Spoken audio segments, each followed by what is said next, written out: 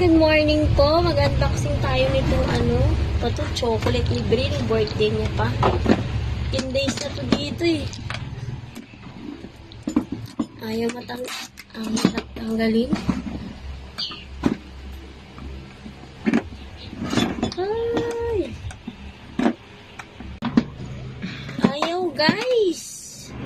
Hirap talaga yung wala sa bundok. My goodness.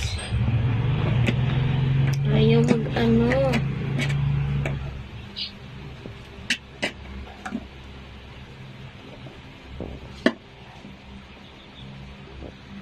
gift libre ng birthday niya. Ayun, 15 days ito sa amin eh. Hirap po buksan. Oh, ayan. Wow, sarap. Ayan po. May kape? Dami po.